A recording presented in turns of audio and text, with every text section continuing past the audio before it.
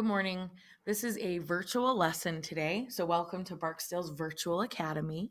Today, you're going to be working on beginning the process of actually completing research.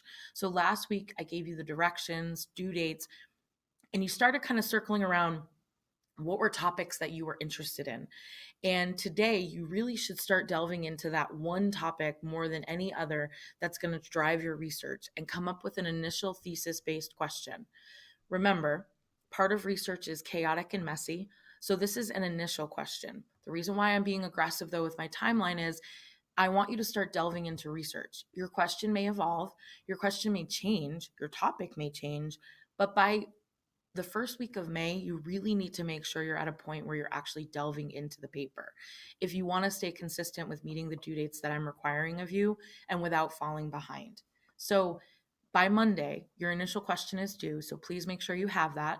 You'll share it with me. Um, what I recommended last week was that all of you develop a folder with your last name, class, block, and US3 research paper and share that folder with me in Drive. In that folder, you can put your thesis question, you can put your bibliography, you can add any articles that you're accessing. I'm going to have documents in Classroom. If you want to put those documents and add them into your own folder in Google, that's fine. But the goal is that we're building towards your paper that will eventually be written.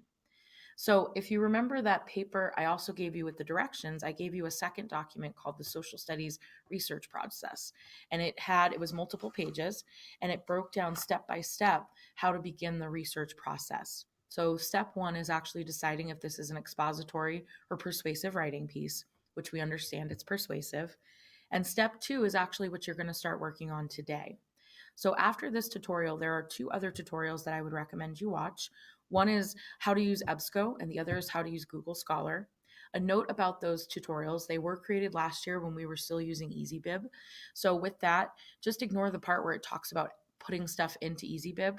Instead, when you do your citations, in your shared folder with me, create a document called Bibliography. And Google Scholar and EBSCO will actually cite them in MLA for you. All you need to do is copy and paste those citations and put them into your bibliography. Just make sure they're in alphabetical order so that when you go to reformat it at the very end of this, it's all done for you. Any article that you use, anything you pull information from, even if it's the dictionary, you need to cite it because if it's not your own ideas or thoughts, you should have a citation done for it. Be very careful in this process. One of the things about research papers that's so essential is that you give credit to sources that are not your own ideas.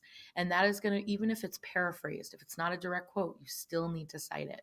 So your bibliography, I would always have that page open. And if you're using a site and if you take an idea from it, immediately stop, cite it.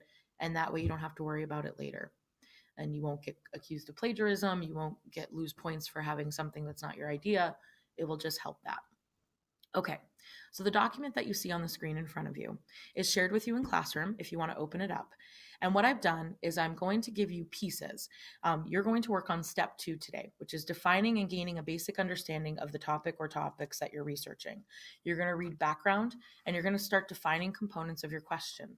In this stage, this is really where you want to ask yourself, is this something that has enough information out there to form a basis of research that I can develop a thesis from?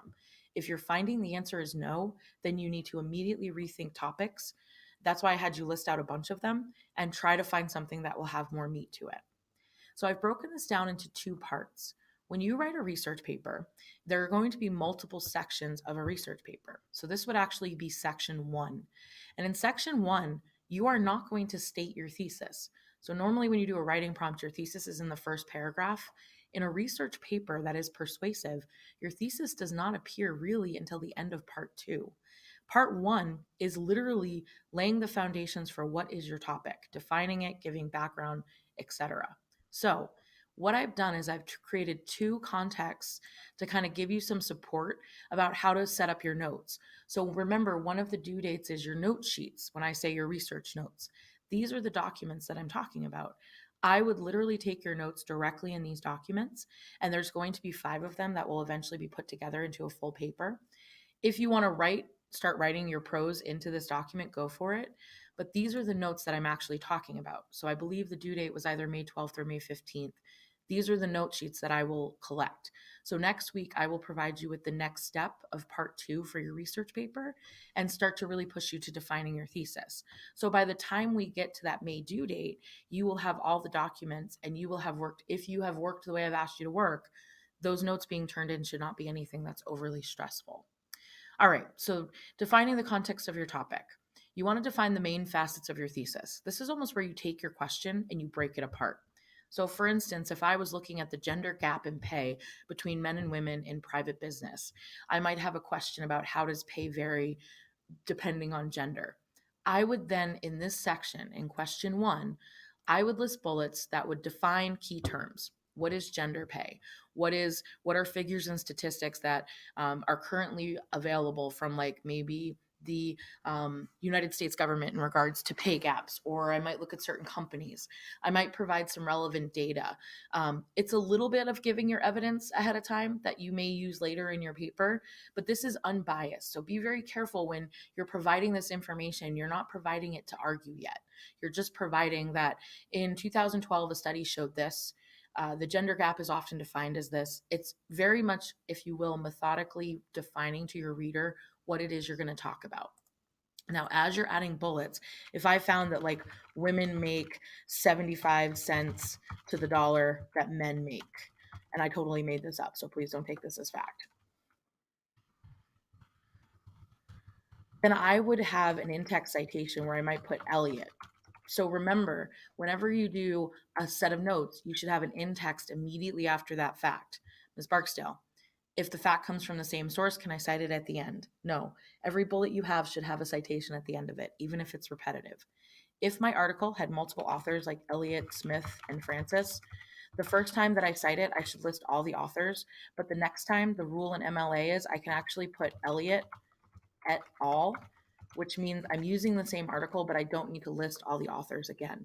So any citation that comes after that first one, I don't need to put all the names again. But it should be repeated for every bullet that I put into my notes. If it does not have an author, you should put the title of the article. But I will say this: if you're using academic work and peer-reviewed and scholarly articles, they should most likely have a researcher or an article or an author attached to it. If they don't, which it will happen if you're defining something from a dictionary, if you're defining something from like a encyclopedia source, I understand in that case. But be very careful with the sources that you select. I will have some sources that kind of talk to you about the difference between scholarly versus popular culture or popular magazines, and hopefully you should be leaning towards the scholarly articles. So that's step 1. Step 2 is where you provide the significance of why your topic is important. This is almost like what you looked at to draw you to this conclusion, because it's okay to be passionate about the topic you're researching, but the intention of this is, our question is, how does the past shape the present? So there has to be something that in present day or close to present day is making this seem important, that it's enough that you're arguing stuff, because the goal of research is that you're entering a conversation, but you're also laying something on the ground that other researchers can build from in the future. And if that's not the case, like if there's no reason why you should be researching this, then it shouldn't be researched. So significance can be data that you find, a case study, a story. This can be something that sparks in present day. When I say present day, it should be within the last decade. That would make this relevant to research today. The important part of research is it's supposed to be an ongoing facility that will push people forward. There should always be new avenues of research when you finish conducting your argument. If there's not, and if it's like completely resolved, then it probably shouldn't be something you're researching for this particular project. This is going to be important too, because this is going to determine why you're choosing the topic you're choosing.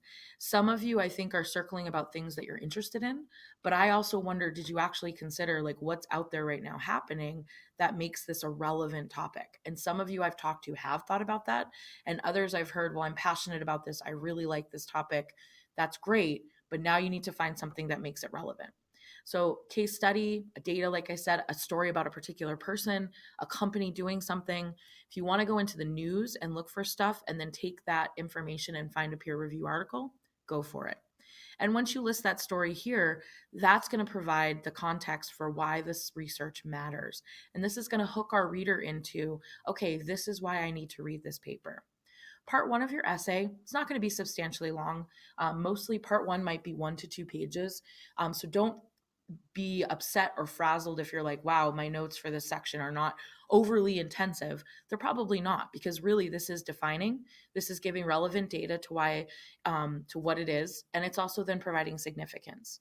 So this is almost like an introduction paragraph, but in a research paper, usually your introduction will be about 2 to 3 paragraphs long. Once again, just a reminder, after all these notes, cite, have your ongoing bibliography, and this is actually prepping part one of your paper. And so the next research task we do next week will be part two. Good luck, take your time. Let me know if you have any questions, and remember, your thesis question is due on Monday.